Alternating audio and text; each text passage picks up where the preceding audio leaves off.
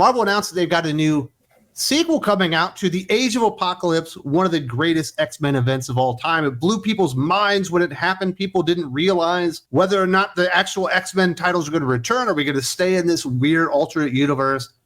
Obviously, that was all resolved back in the day. We thought we'd probably seen it for the last time, but they're bringing it back for the 30th anniversary, Doc. Look, they've done a couple of anniversaries on this in the past. They did I think it was a 10th anniversary that had Talent Caldwell doing some stuff on it, as well as a few other artists. They kind of did it a few years later in the main X books with Age of X. It'd be about 5 years ago now, right before Jonathan Hickman came aboard. Age of X-Man? When they did Age of X-Man. Marvel Comics has announced X-Men of Apocalypse, a new 6-part event series launching in September of 2025 to celebrate the 30th anniversary of the iconic Age of Apocalypse storyline.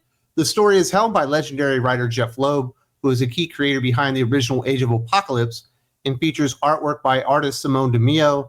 The series will kick off with the X-Men of Apocalypse Alpha #1 on September 3rd, continuing into issues 1 through 4 of X-Men of Apocalypse starting in November, and concludes with X-Men of Apocalypse Omega #1. A prelude to the event will appear in giant-size Age of Apocalypse #1 in June, where Loeb and DeMeo contribute a special Revelations backstory. Whether you should intertwine your mainline universe and this alternate universe that came about because of a problem in your mainline universe leaves me a little The appeal of the Age of Apocalypse universe was that it was a fully separate universe. The great thing about Age of Apocalypse, it was an either-or situation. You either had the main 616 or you had this Age of Apocalypse universe. You couldn't have both. So what do you think about Jeph Loeb coming on board? Obviously, he is a legend. He's done great work at Marvel and DC, but he did leave comic books for quite some time. He really was doing a lot of television producing, stuff like that. Hush 2 is not the greatest thing I've ever read. It's very derivative, pretty generic. The last Halloween might be a little bit better. Kind of feels like maybe he lost something along the way. Do you think he's the right guy? I thought his best work was his color books with Tim Sale. Anytime he got to partner up with Tim Sale, I think it brought the best out of him. But when he was kind of left to his own devices, sometimes he would get fairly meandering. The only thing that I've ever really truly loved that he did that didn't have Tim Sale attached to it was his Superman Batman run that originally had Ed McGuinness and then Michael Turner and then Ed McGuinness again. And then that I thought was really, really well done. It wasn't a very high stakes book. It was a very kind of crazy adventure book. The thing that really made Jeff's part of Age of Apocalypse work originally was the kind of X-Men brain trust that they had back then. You had a solid editor in, I think, Bob Harris.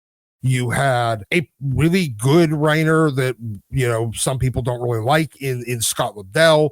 You had Fabian Nicieza in that office. You had a couple other creators that kind of were all working together, so he wasn't really kind of left to his own devices. So that's why, while I really love it, and I love the pairing with him and Simone DeMeo, I don't know if Simone DeMeo has the creative strength or the ability to kind of push back against a veteran, a very, very serious veteran of the comic book industry in Jeph Loeb. So I'm much more skeptical about Simone DeMeo's inclusion on this than you are. While I do think Simone DeMeo is a very good artist, that kind of color scheme that they like to use, the style that they have, I don't think really works for anything that has any type of grit or attitude to it. We just saw that artist on a Batman and Robin series basically blow the entire series, couldn't actually convey the story that Josh Williamson was trying to get out there.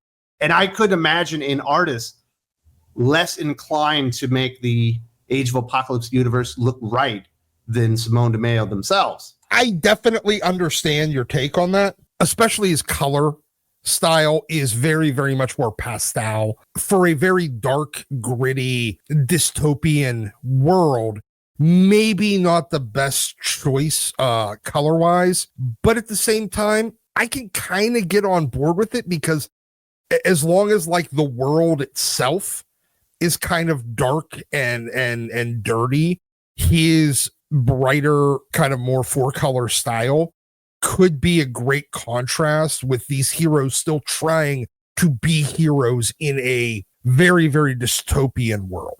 X-Men of Apocalypse follows the X-Men from the dystopian Age of Apocalypse reality as they cross into the main Marvel universe, Earth 616, in a desperate mission to ensure their world's survival after the defeat of Apocalypse.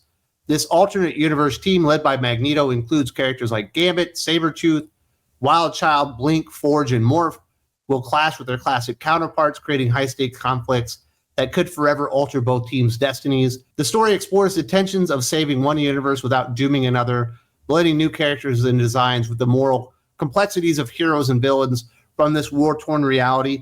So it's not like the most original idea in the history of comic books. We've certainly seen mainline Marvel or DC heroes fighting evil or different counterparts from other multiverses time and time again. A lot of times they'll bring one in from a different universe whenever they take like the mainline version one off the board. They did it with Nightcrawler, as I said, in Uncanny X-Force. They did it with Old Man Logan when Wolverine was dead.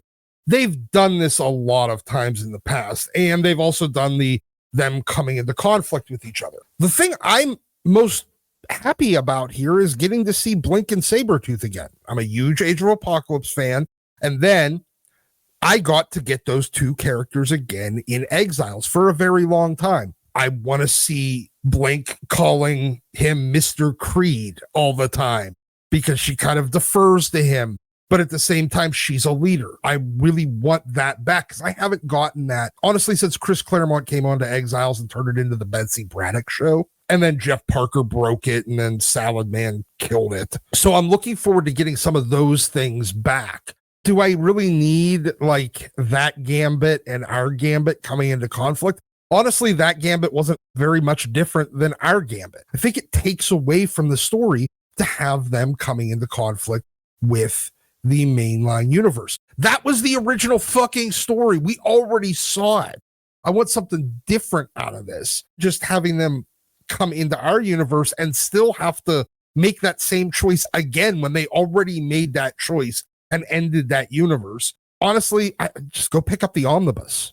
The original Age of Apocalypse launched in 1995 and was a groundbreaking X-Men storyline that imagined a dystopian future where Charles Xavier's death in a time travel accident allowed Apocalypse to rise to power and dominate the world.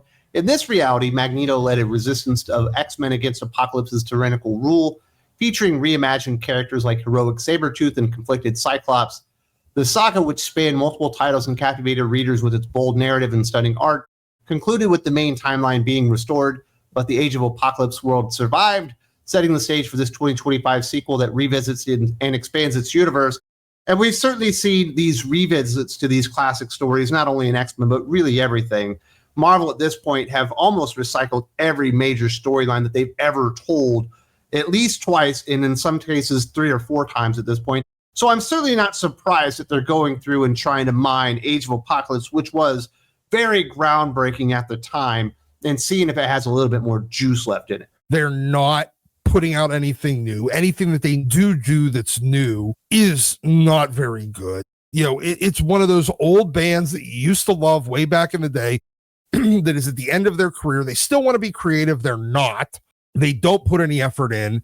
They think that just by making it, by virtue of the fact that they made it, people are going to like it. They don't. And they're just playing their greatest hits, but they're trying to do it with like, I don't know, a fucking dubstep DJ in the background and some random dude that they stuck on a saxophone for no fucking reason. That's where we're at with Marvel Comics. Until we stop buying it, they're going to keep doing it. And even when we do stop buying like it. Jeph Loeb is an enormous step up from like a Steve Fox or a Colin Kelly or a Jackson Lanzig or a Stephanie Phillips or one of the writers you would have expected to get this kind of opportunity. 100%. You make a phenomenal point. They revisited this 5 years ago with Age of X-Men. Who did they do it with? Fucking Leah Williams, Matthew Rosenberg, a half dozen other no name, no talent fucking jabronis. Vida Ayala. Vida Ayala. That Seanan McGuire, because all these books were complete shit. At least this time they're putting on a guy that was involved in the original version.